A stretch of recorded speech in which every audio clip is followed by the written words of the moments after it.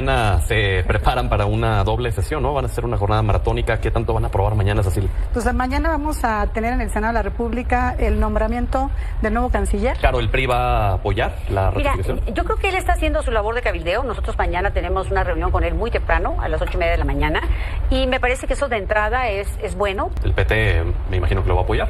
Y en el PT vamos a respaldar la política exterior de nuestra presidenta y, por supuesto, la propuesta de ratificación del maestro Roberto Velasco. ¿Va a apoyar MC? Bueno, ya lo decía Alejandra Barrales hace unos minutos en el Senado de la República, vicecoordinadora de la bancada. Vamos posiblemente en ese apoyo a Roberto Velasco. Mira, ya decía López Obrador que la mejor política exterior era la política interior. Y le falló, como muchas otras cosas le fallaron, porque ni hizo bien la política exterior y México se cerró durante 6 años al mundo a construir una multipolaridad, un multilateralismo y prepararnos ante lo que hoy nos explotó en la cara, que es este imperialismo norteamericano, cerrándonos la puerta de las negociaciones en la cara y tirando la misma desde hace ya varios años. Y por el otro lado, pues la política nacional le echa pedazos, y ya vimos también tu nota sobre las madres buscadoras, los desaparecidos y el informe del Comité de la ONU, que espero que hablemos de eso. Entonces, qué bueno que una persona preparada como Roberto, porque ha llevado bien hasta ahora esta agenda con los Estados Unidos, pueda enfrentar el reto y ojalá se abra también al mundo y no solamente a los vecinos del norte. A ver, entrémosle contigo el tema de las desapariciones de este informe de la ONU. Dice la presidenta que fue para atacar a su gobierno. Sí, bueno, pues justo en una actitud otra vez completamente desconcertante, reprobable y de absoluta alienación de las víctimas. Una de las cosas que decía el informe precisamente es que había una relación muy deficiente con las víctimas. No es mentira. Ahí está, una vez más negando la realidad y negándole el acceso a la justicia y a la reparación de daño a las víctimas, negando un reporte tan importante. Otra cosa que decía también es que, oye, de las medidas que se han hecho no están reflejándose en resultados, y eso denota una falla institucional, una falla de capacidad institucional para poder atender otra vez la terminación absoluta de esta crisis. Y de nuevo el gobierno dice no, dejando en entredicho y al desnudo la falta y la falla de la capacidad institucional que tenemos. Nosotros lo hemos dicho desde Movimiento Ciudadano de manera muy clara, que hemos estado siempre del lado de las víctimas, que Rosario Piedra Ibarra se tiene que ir, tiene que renunciar y tiene que enfrentar un proceso de juicio político. Y te voy a decir por qué. Nada más del 23 al 25, que es un periodo donde ella ya era presidenta de la Comisión Nacional de los Derechos Humanos, aumentaron en 20,000 el número de personas desaparecidas. Una mujer que bajo su cargo tendría que haberle hecho marcaje personal al gobierno y al Estado mexicano para evitar que aumentara, sale con la matraca en mano a defender al gobierno otra vez y a dejar de lado el informe. Estás diciendo que es una falla del Estado, pero no es un problema que atañe a todo el territorio nacional, con gobiernos de todos los partidos básicamente. Tenemos el caso en Jalisco del rancho allá en Izaguirre. Entonces, ¿no es una responsabilidad compartida? Por supuesto, por eso la Comisión Nacional de los Derechos Humanos tendría que haber resuelto esto desde hace mucho tiempo. No hay una sola querella ni litigio de acompañamiento a las víctimas. O sea, es problema nada más de la CNDH, no del gobierno y también de Jalisco, de los estados de la República. Pero país. este no es un concurso de ver quién lo está haciendo peor, porque justo discutía con un militante de Morena hace unas horas. No, lo que estoy diciendo es que este es el momento de hacer un llamado a todos para hacerle frente a un problema que es sistémico. Ahora, no se puede comparar la actuación del gobierno de Jalisco con el gobierno federal en materia de atención a las víctimas y desaparecidos. Jalisco, con Lemus, ya hizo una disculpa pública a nombre del Estado a las familiares y sus víctimas. Jalisco ya hizo la primera Secretaría de Atención a las Víctimas en la historia del Estado y del país. Y Jalisco ha aumentado más de 300% el presupuesto para víctimas. Se debe de agarrar el toro por los cuernos, no negarlo. Cecil. Mira, Pedro, decirte que para empezar, la desaparición de cualquier persona es algo que lastima a las mexicanas y a los mexicanos, y que este informe, hay que dejarlo claro para el pueblo de México que nos está escuchando, es del 2009 a la fecha. O sea, no querramos decir que ahorita todo tiene que ser responsabilidad del Estado. Y antes también dejar muy claro que la desaparición forzada precisamente la hacía el Estado. El Estado mexicano era el responsable de estas desapariciones, y hoy son los grupos delincuenciales, los cárteles, los grupos criminales. No es el Estado el que está haciendo estas desapariciones, que nos duelen, que tenemos que hacernos responsables, que tenemos que ayudar a las víctimas, por supuesto. ¿Y el Estado está haciendo lo suficiente para darle atención a las víctimas? Estamos llevando a cabo una estrategia de seguridad, Pedro, por eso hemos reformado tanto la Constitución, para tener las herramientas de atender a este Estado que nos dejaron, a este Estado, sin seguir echando la culpa al pasado, pero un Estado que estaba descompuesto de origen. Entonces, sí hay que aclarar bien que la desaparición forzada hoy no la hace el Estado mexicano, la hacen los grupos delincuenciales, que nos duele, que nos lastima, y que estamos tomando cartas en el asunto. Lo dijo hoy la presidenta. Este informe que entrega el comité es un informe sesgado, es un informe que no reconoce el esfuerzo que se está haciendo, porque se está haciendo, tenemos una estrategia de seguridad y estamos avanzando pues en poder apoyar y atender para que estas desapariciones dejen de suceder. O sea, el informe tendría que tener las cifras, que más que ser cifras son personas que tienen a cada una de esas cifras, familias en vela desde hace y con una vida pues ya cambiada para siempre. Entonces el informe tendría que tener las cifras y un asterisco, pero el gobierno de México está haciendo para cualquier familia de México. No, es muy lamentable que este informe, por supuesto, habla del 2009 a la fecha. Nos duele a todo el país que siga existiendo el que no sepamos en dónde se encuentra un familiar. Por supuesto, estamos tomando cartas en el asunto, pero hay que aclarar. Hoy el Estado mexicano no es el responsable de estas desapariciones forzadas. Hoy ¿de es cuánta el crimen de esa cifra organizado. total ha sido responsabilidad del Estado? No, pero hoy vivimos en un Estado de derecho. Hoy el Estado, o sea, antes, por pensar diferente, el Estado te desaparecía. ¿En cuántas de esas cifras, cuál es el porcentaje de hablamos del por parte 68, podemos hablar de Aguas Blancas, podemos hablar de mucho, Pedro, pero el tema, o lo que quiero dejar claro, es que hoy son las células delincuenciales las que hacen esto que nos lastima, y nos lastima a todos. Y por supuesto tenemos una estrategia de seguridad que hoy la doctora Claudia Sheinbaum Pardo ha encargado al secretario Omar García Harfuch y que está dando resultados de alguna forma, Pedro. Yo creo que este informe que se presentó trae cierto sesgo. Yo coincido con eso. Carolina. Mira, a mí me parece que este debate es verdaderamente vergonzoso, porque no hay empatía por las víctimas. La discusión es en qué época se desaparecieron más. La discusión está en otro lado. Si bien es cierto que hoy los desaparecidos tienen mayormente que ver con la delincuencia organizada, hay una palabra que es muy extraña para todos, que es la aquiescencia, que quiere decir con la participación del Estado, que quiere decir cuando el Estado, llámese municipio, gobierno estatal o federal, lo permite, lo deja pasar, se hace que no lo ve e incluso participa. Como el caso de este señor Hernán Bermúdez con la barredora en el caso de Tabasco, y así hay muchos otros casos. Por supuesto que pudo haber sido, pero Ayotzinapa lo usaron como una bandera para llegar al poder y no lo aclararon. La hipótesis... Pero en el hecho hay intervención desde gobiernos municipales, ¿no? Yo pienso que sí, porque incluso acuérdate que se llevó a la cárcel al presidente municipal porque hubo participación de él, ¿no? Después ya nunca se dijo si hubo participación del ejército en este gobierno de López Obrador, porque nos dieron la misma versión histórica que se conoció antes, no hubo ninguna nueva, pero esa fue una bandera para llegar al poder. Decirle a los desaparecidos que iban, incluso Andrés Manuel en campaña dijo que la ONU debería entrar, antes, cuando era aspirante, que la ONU debería participar en el tema de los desaparecidos, y hoy rechaza su participación. Yo puedo decir que se han hecho cosas, pero ¿y qué quieren que reconozcan que se han hecho? Pero ¿cómo se van a reconocer si 70,000 de los desaparecidos, de los 130,000, son de estos 7 años de la 4T? ¿Cómo pueden decir? Contabilizarse, porque antes ni siquiera se contabilizaba desde antes. Carolina. No, llevamos contabilizando desde hace mucho tiempo.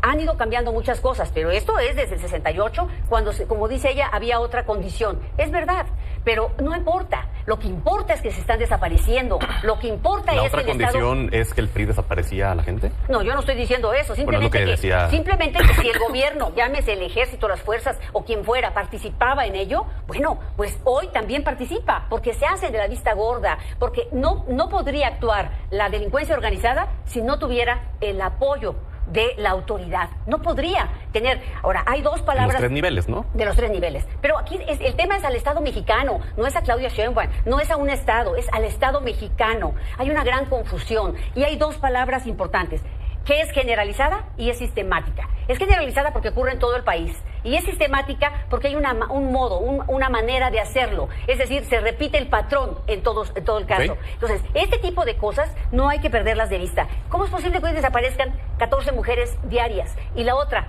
a la señora presidenta le subió la cifra a 91 diarias. A ella le ha subido más del 70% de las desapariciones forzadas. Entonces, realmente... ¿por qué están peleando con la ONU en lugar de decir, ayúdenos, que hay que arreglar? ¿Sabes cuál es la crisis? Y con esto termino. Hay 72,000 cuerpos sin identificar. La crisis es una crisis forense. ¿Por qué no se ha realizado nada al respecto para identificarlos? Porque los gobernadores, el gobierno federal, no quiere invertir en eso, porque eso no es sexy, eso no te da publicidad, eso no te hace inaugurar nada. Entonces, ahí está el problema más importante, no en una discusión de las que hemos tenido. Giovanna. Hemos colaborado. Creo que es muy importante que podamos, en principio, señalar que no rechazamos la crisis que existe y que nos duele en materia de desaparición en nuestro país. Lo que sí rechazamos categóricamente en lo que al Partido del Trabajo respecta es su caracterización. y el sesgo que pretende darse de esto a través del informe de este comité especializado de la ONU. Necesitamos dejar muy claro, Pedro, que hay 3 tipos de desapariciones que están contempladas en el marco jurídico del que el Estado mexicano suscribe tratados internacionales. Las desapariciones forzadas, que eso tiene que ver indiscutiblemente la participación del Estado, en este caso el Estado mexicano, la desaparición producto del crimen organizado y desapariciones voluntarias que de manera natural se dan casi en la mayoría de los casos producto de violencia familiar. No es posible que nosotros admitamos que estas 3 categorías de desaparición se puedan someter a un mismo escrutinio. No es posible también que no hablemos de la temporalidad y el contexto del resultado de este diagnóstico que está dando el comité. Atraviesa por lo menos 3 administraciones federales. Necesitamos asumir la responsabilidad. Y te digo que no hay un solo gobierno o movimiento que haya aportado al reconocimiento en los hechos y a intentar solucionar de origen desde las causas del problema como los de la Cuarta Transformación. ¿Ha habido desapariciones forzadas con la 4T? No, yo no diría que desapariciones forzadas, sí creo, y hay datos que lo pueden confirmar, que hay desapariciones producto de rencillas con el crimen organizado y también en muchos, que es sumamente lamentable, con ciudadanos que no tienen nada que ver con ninguna actividad delictiva en nuestro país.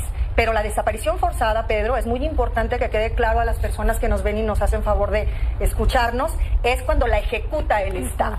Esa es su definición jurídica. O participa el Estado. O deja pasar. Yo te quiero decir, porque Carolina ya tuvo oportunidad de participar y no la interrumpimos. En el 2017 empezaron una serie de acciones desde la pasada administración del presidente López Obrador a la fecha que han ido encaminadas, en principio, a reconocer el conflicto, a poder crear un diagnóstico y a tener eventuales soluciones que no son de la noche a la mañana.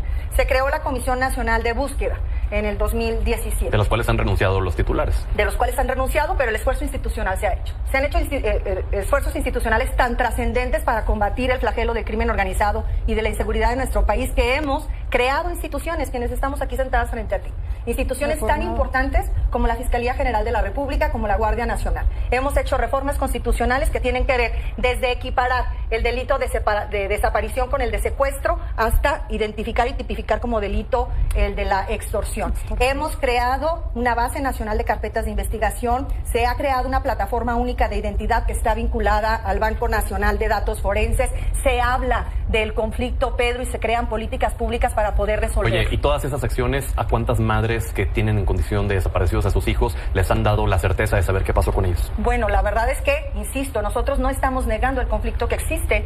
No hay, por lo menos en lo que al Partido del Trabajo respecta, una sola madre buscadora que se haya acercado a algún legislador o representante del Partido del Trabajo que no reciba acompañamiento en lo que está en nuestras posibilidades hacer. Sé que no hay consuelo, Pedro, pero no hay consuelo ni cuando está la víctima desaparecida ni cuando lamentablemente encuentran sus restos. Los pasados gobiernos dejaron nuestro país lleno de fosas clandestinas. Esa guerra que se inició, dije la dejaron. No dije que se concluyeron. No, por supuesto que las hay.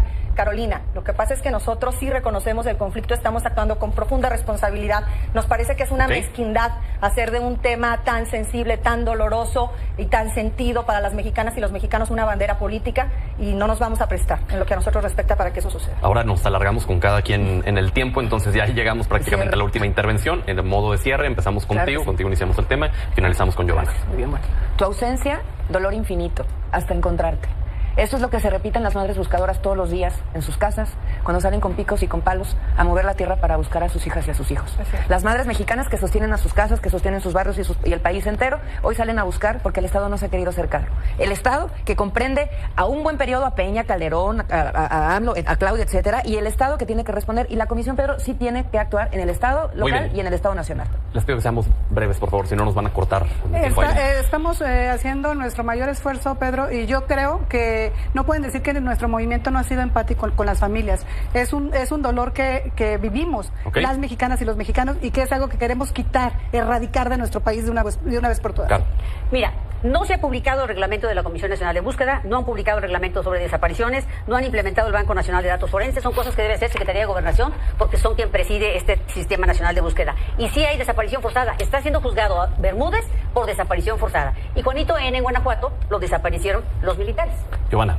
Bueno, en principio decir que nosotros siempre hemos brindado nuestro respaldo incondicional a todas las políticas públicas que vayan encaminadas a resolver el problema y el flagelo de la inseguridad de nuestro país, y que eso atraviesa, por supuesto, por una terrible consecuencia como es la desaparición de las personas.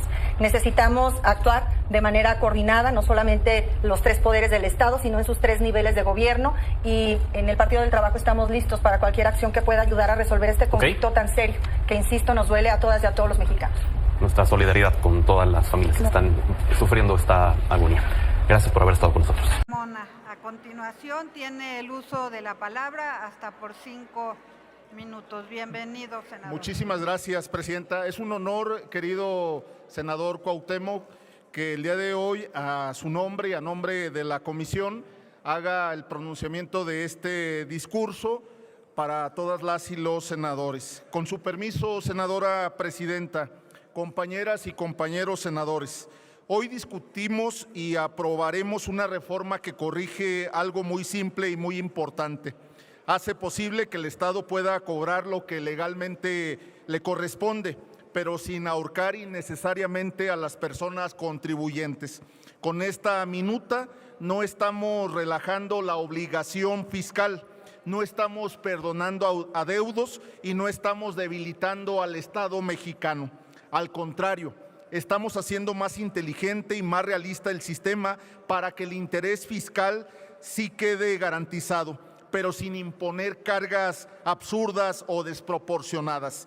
El dictamen deja intacta la obligación de garantizar el crédito fiscal, incluyendo contribuciones actualizadas, accesorios y recargos correspondientes, porque hay que entender una cosa: no todos los contribuyentes están en la misma condición económica.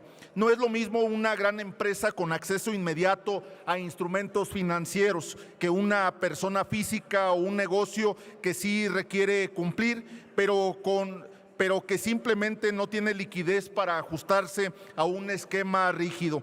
Por eso esta reforma es de sentido común. Si la ley ya reconoce distintas formas de garantía, ¿por qué obligar a las personas a recorrer un camino más complicado, más caro y más lento? ¿Para qué mantener un trámite que muchas veces solo genera burocracia, litigios o discrecionalidad? Aquí lo que se propone es algo mucho más razonable, que la persona contribuyente pueda ofrecer la modalidad que garantiza el sí poder cumplir, siempre dentro de la ley y siempre protegiendo el interés fiscal. Eso da certeza jurídica, reduce trabas innecesarias y puede incluso evitar procedimientos de ejecución anticipados que permitan desgastar tanto a la autoridad como al contribuyente. En otras palabras, esta reforma entiende que cobrar bien no significa cobrar de manera torpe, que hacer valer la ley no significa complicarle la vida de más a quien busca regularizarse, y que un sistema fiscal moderno no debe de ser rígido por capricho, sino eficaz con justicia. Y también es importante decir que el régimen transitorio está bien planteado, porque permite que quienes ya tienen procedimientos en curso puedan acogerse al nuevo esquema si así lo solicitan, sin interrumpir la suspensión del procedimiento administrativo de ejecución ni generar requerimientos adicionales. Es una transición ordenada, práctica y funcional. Compañeras y compañeros, a veces las mejores reformas no son las que inventan todo desde cero, sino las que corrigen lo que ya vimos, lo que funciona bien.